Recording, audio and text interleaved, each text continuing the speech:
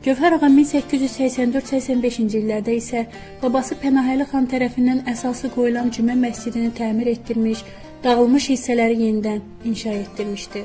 Bu əlamətdar hadisədən sonra yeni Cümə məscidi yuxarı Gövhər ağa, əvvəl tikdirdiyi məscid isə aşağı Gövhər ağa məscidi adlandırılmışdı.